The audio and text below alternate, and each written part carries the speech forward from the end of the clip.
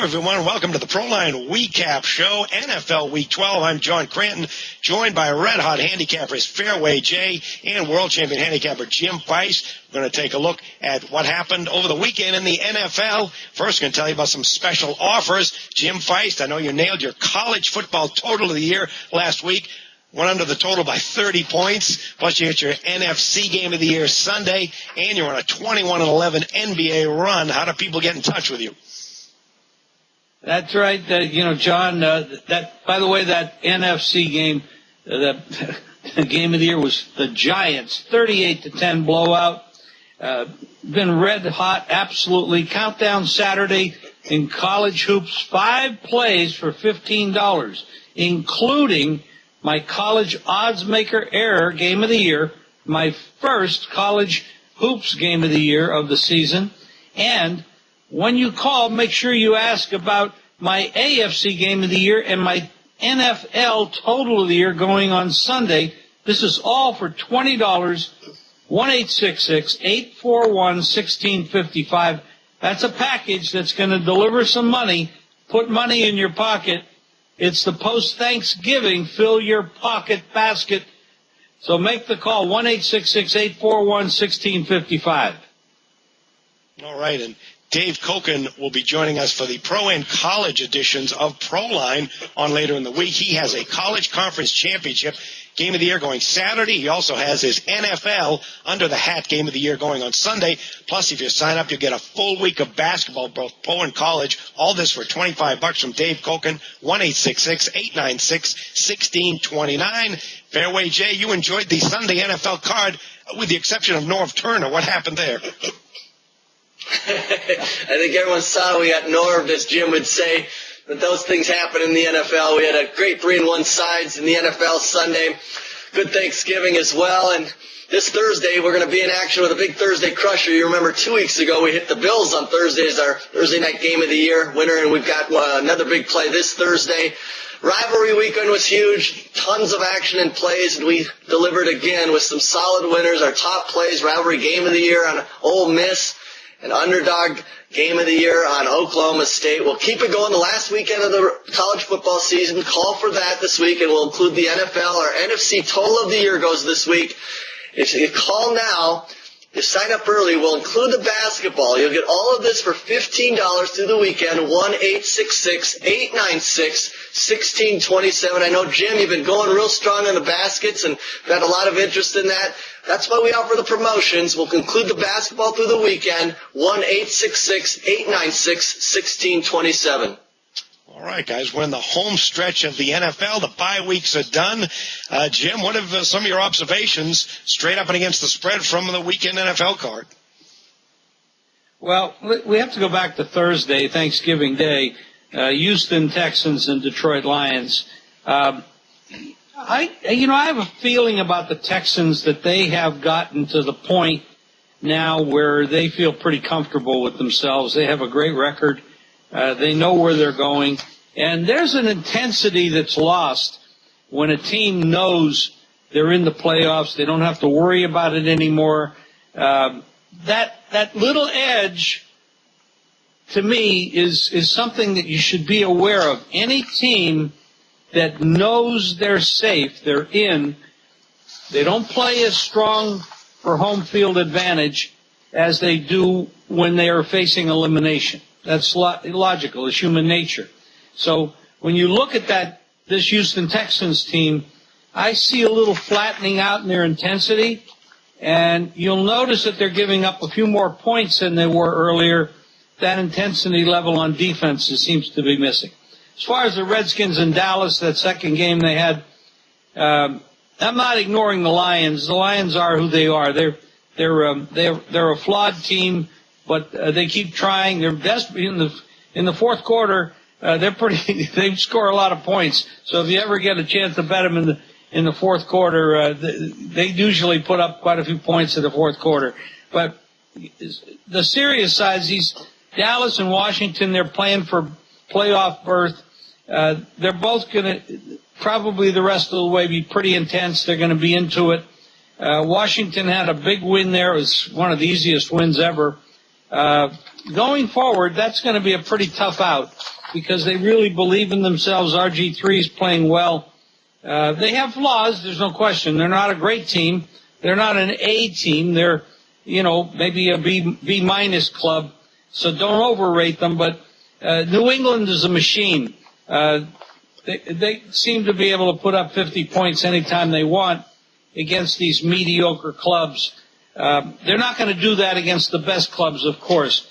But the Jets, the Jets are a train wreck, from ownership to coaching to quarterbacking to offensive line to defensive line to wide receivers to running backs. I can't think of one thing other than some pretty good-looking cheerleaders to say good about this team. They're a mess. You go to Sunday's card. I don't know if there was no surprise that Cleveland beat Pittsburgh. Third-string quarterback. Yeah, I guess you have to be surprised that Pittsburgh turned the ball over 8 times. But and the first game on the card was Oakland-Cincinnati. Oakland's another train wreck. It's amazing how many train wrecks there are in the NFL this year. We blame the coaches, we blame the quarterbacks. I think sometimes it's the front office when they don't bring in any talent. Like with the Jets, Tannenbaum has to take a lot of the heat. With the Raiders, you got to look at A.J. Smith and probably the ownership, Spano, in the things that they've done the last 4 or 5 years that have wrecked that team. There's a lot of you talk about teams that are in pretty good shape. The Broncos with Peyton Manning, we all question whether he'd come back healthy, but he's having a fantastic year. McGahee loss at running back is probably not going to be as material as we thought. They have some pretty good plug-in guys that can do a good enough job there. Jacksonville, that's a big turnaround. The last couple of weeks they played well at Houston, and they actually won a game at home. They have been a road cover machine, and at home have been an absolute disaster. The Chicago Bears come out. They put Jay Cutler back in as starter.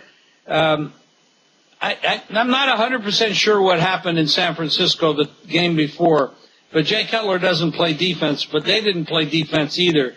They made Kaepernick look like a world beater, and he does look like a pretty capable pro quarterback. Jay, why don't you take the rest of the way? Jim, I'm listening to some really good points. I'm going to start with the Eagles. I know a lot of our listeners, the name of the game is to beat the bookmaker. We talk about the point spreads, and JimFeist.tv, we post some articles, and I had one up there about the Philadelphia Eagles. They come out the Monday night, now lost again. They've only covered one time this season. They're 1-9-1. And I advise to stay clear of this team because it goes beyond the statistical profiles when you're looking at these teams on how they may perform. I mean, there's so many off-field and there's so lack of cohesion and chemistry with the Eagles. And I think Jim makes some good points about coming down the stretch. You have to understand situations in teams. There are going to be a few games when these bad teams that are performing badly step up, and it's probably going to be in a division game against the rival where you're going to get that real good effort and home run. But one thing I noted, Jim, when you were talking about the Thanksgiving games is Jim is right on here about the Houston Texans. They're 10-1. They're 2 games clear of both New England and Denver in terms of holding home field. But if you look at their schedule now, they come off the Thanksgiving, so they're going to have a little extra rest in their game with Tennessee upcoming. However, right after they play the Tennessee Titans, they go to New England. And obviously that's the game they're going to be pointing to basically secure home field if they can get it throughout, and that's a big game. And then they come home for the division game against Indianapolis. So when the lines came out, I was looking and saying, that 5 and now it's 5.5 might look a little light at Tennessee because of the fundamentals. I thought, they'll be able to handle the Titans, but the reality is we see it week after week. Houston struggled with the Jacksonville Jaguars before winning in overtime. We saw New England really struggle at home against the Jets. twice before pounding them the next time around. So there are the situations, and I think Jim is right on when you evaluate these coming down the stretch, and especially these top teams, know the situation, know what they're playing for, and you're likely not to get an A game or a real strong focus and an effort game here this week from the Houston Texans. I think the Giants, Jim had his game of the year on the Giants. It was a great play and pick, and they come out of their bye going into their bye looking really poor, but they step up and again play very well against a top Green Bay team to hold that 2-game lead in the division. Again, you got a number of key games coming down the stretch in the NFC East. So follow along. Be sure you don't just look at the standings and the stats, but understand the scheduling and what's at stake here coming down the stretch of the upcoming weeks. Yeah, one team. I'd like to chip in here and ask you a question, Jay.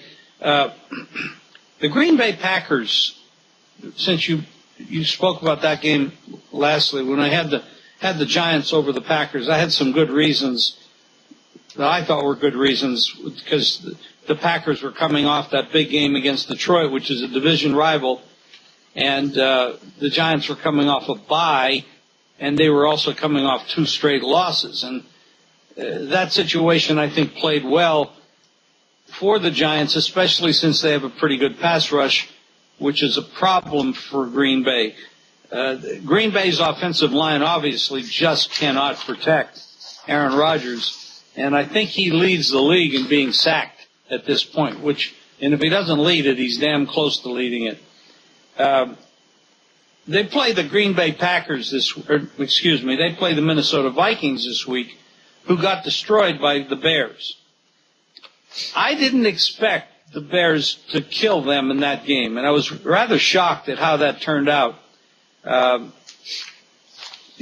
Is this Green Bay Packer team, with this offensive line problem that they have, they've got a lot of wide receiver issues, they got defensive issues, their offensive line seems to be a shambles at this point. Are they really a 9.5-point favorite over the Vikings? And what happened to the Vikings in that last game? Why did they play so poorly? Well, I'm critical on a number of coaches and how they prepare. I've always said that Bill Belichick, I think, is the best week-to-week, game-to-game manager. He will adjust his game plan to find the weakness of the opposition, and that's a great coach, not only coming out of halftimes, but going into the weeks. And they've shown this year, the Patriots, that they can run the ball, where in the recent seasons it's been a lack of defense and then throwing the ball a lot with Brady. But, Jim, my feeling is the Vikings are still poorly coached. I just think Leslie Frazier is not – it's not even close to me in that division. There's Schwartz may not seemingly be the top notch in Detroit with the overall staff, but the Vikings are lacking because, to me, they obviously don't have a great passing attack yet with Ponder, but they got some weapons. Now, they were out without Percy Harvin, and that hurt them against the Bears. They're going to need him against Green Bay, but they have a great running game, and they should probably stick with that. But I think against the Bears with a week to prepare, to me, you needed to spread that team and open and go to the air and attack a weakness, because the Bears, you're not going to be able to run on them. And so now they fall behind, and it just played out poorly. This week at Green Bay, I think they can have more success in utilizing their strength in the running game. And when you talk about the point spread, a lot of the parameters would point me to say that, if Minnesota can have that kind of success I expect on the ground, they should be in this the whole way. But they showed against Chicago, when they get behind, they just don't have the passing attack to come back. Now, without Percy Harvin, that's a big loss. We'll see if he's ready to go and can make a difference this week. It's a big rivalry, the Packers and the Vikings, and a lot of fan interest, and it's a big game. So I do expect Minnesota to come much better this week, but my comment is, coming out of a bye, they were just dead in the first half. There was nothing for them at Chicago, and granted, it's a top tier defense of the Bears, but to me, I just didn't like what I saw out of the coaching staff. They only ran the ball 20 times, so even with their strength, now that's because they fall behind, they couldn't go to it, but the Bears hammered it at them 39 times, and I've talked before on how that works. When you control the ball clock and chains and get out ahead, you're going to be in great great shape. But I think the line probably, Jim, I'm sensing what I think, the line's probably a touch high in my mind, because Minnesota will show one of those, I think, dichotomies of bouncing back after a subpar performance. This is a game that they, if they're going to stay in any chance here, they're 5-5-1. Now Green Bay's trailing the Bears by a game in the division. Minnesota's got to come good this week. Yeah, one of the teams. John, what do you got? Well, one of the teams that is getting all the accolades offensively is the Patriots. And here's the thing about them. They are on pace to set a team record for scoring, and that would have topped the 2007 team by 3 points, actually, that great offensive team. However, that's not going to happen as far as I'm concerned. One is they don't have the tight end Rob Gronkowski, their best target. The weather is certainly going to be a factor, too, against them playing outdoors. But most important is the quality of the opposition, the defenses. They really haven't played a lot of great defenses this season. When you look back in September when the Arizona Cardinals got off to that great start, they played the Patriots, shut them down, held them to 18 points. Patriots went out to Seattle. Seattle's played great defense pretty much all season. They struggled in that game in the red zone, and Seattle beat them. If you look back last year, they had a stretch in mid-season, as great as the Patriots offense was. They played Dallas, Pittsburgh, and New York, 3 great defensive teams. Well, that offense got shut down. They scored 20, 17, and 20 points in those 3 games. Lost 2 of them. Should have lost all 3. They needed a last-second touchdown to beat Dallas. So as incredible as this Patriots offense has been and getting all this fanfare, I wonder about how good they're going to be in the postseason when they play. And we're going to get a look at that down the stretch, because they're going to be playing Miami Dolphins twice, including this weekend. That's a great run defense. Then they're going to be playing Houston and San Francisco. So I bet you'll see them slow down considerably, and it's going to be interesting to see how good that offense really is. That's a good point, John. Jim, I wanted to just quick touch and add in on there. John makes another good point. I was just double-checking. The Patriots have played 9 games in a row. 9 in a row over the total. 2, 4, 6, 8, 9. So we're seeing these high totals. It hasn't mattered because they're scoring at will, but John makes a good point. You have to be able to adjust to what you see on the numbers here, because now they're going to go to Miami, then Houston, San Francisco at home, even at Jacksonville with a lack of offense there, and then at home against Miami. So you have a chance here, I think, if the correction will probably come in these numbers and the performance. And so I think John makes a good point. 51 at Miami with that offense. I mean, it normally takes 2 to tangle to get a total over that kind of number. New England showing that they can do a lot of this on their own, but I'm not so sure as well on coming down the stretch. That's a good point I think John makes. Yeah, I wonder what the totals for those games in San Francisco is going to be. And Houston, too. That'll be the interesting one. All right, guys. Maybe we should touch a little bit. Maybe we should touch a little bit on this San Francisco team. I mean, they made a very controversial change of quarterback this past couple of weeks, going to Colin Kaepernick and benching Alex Smith, who was a 70% completion record for the year, had led them to the championship last year, and arguably still the best or the next best team in football this year. That was a big gamble on Jim Harbaugh's coaching status. I mean, he could make that mistake. The kid could blow up, and then they come back with Alex Smith, who obviously will lose a lot of confidence by being benched. I was not in favor of that change. I thought it was a big mistake. I think you bench a guy like a Castle or, anybody that's struggling with a team that's struggling, but not a team that's in first place. Guy completing 70% of his passes, took him to the championship last year, did nothing wrong. And they go, I think it was a huge mistake. I was surprised he made it, especially being an ex-quarterback himself. A lot of pro people, former coaches and players, disagreed with it as well. But he does look damn good, I have to agree. And he looks like he's going to be a future star in the league. They will be a different team with his ability to scramble and throw the ball deep. And now, granted, they still have that fabulous defense, and they have that great running game, which is only going to get better. if now the defense has to look and protect against the pass as well, especially the deep pass. So is this now, if this quarterback can play the way he's looked in the last two games, do you now consider them the best team in football? John, you want to comment? I'll throw in my 2 cents here. I had him over New Orleans, Jim. I know we talked about the battle in the trenches, and it was a perfect game for Kaepernick to continue forward against just an awful New Orleans defense. So if you kind of throw that out and look moving forward, they go to St. Louis, Miami at home. They go to New England and Seattle, and those will be, I think, the key games down the stretch to see which quarterback is going to be the guy to lead you into the playoffs, because those 2 games could be impactful for the 49ers in terms of where they're going to sit in the playoff picture in home field. They're obviously trying to secure that first-round bye. Can they potentially get the home field throughout the playoffs? They'll have to win maybe 1 or 2 of those games.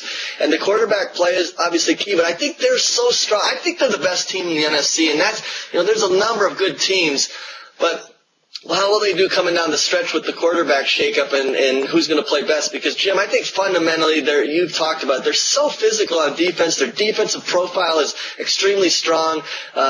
They've shown the ability to shut down a variety of teams, whether it's pass or run strength. And then on offense, I just think they do their offensive line is terrific, and they do great things in terms of what I look for. They can run the ball well, and then, a quarterback's, Jim, whether it's Alex Smith or Kaepernick's mobility and flexibility he gives them in the offense, with that kind of offensive line, a quarterback's going to look pretty good if he's even marginally capable. But it's a good problem to have. We're not in the meetings, we're not in the film to see who's maybe performing better or who can potentially lead this, but it's a good problem to have, because I think that it gives them the flexibility, the diversity on which quarterback they want to go to. And your comment about potential chemistry, or could the players, that are in favor of Smith and now he's losing because of injury, that could be an impactful in terms of the locker room. But I think they're so strong, and their play is so good all around that I think it's a good problem to have, and I don't see them really falling off here at all down the stretch. They've got fundamentally they're strong on both sides of the ball and in special teams. I would say probably not. I wouldn't crown them as the best team in football. You have to put the Giants in there because matchup-wise, the Giants are just a nightmare for anybody in the postseason.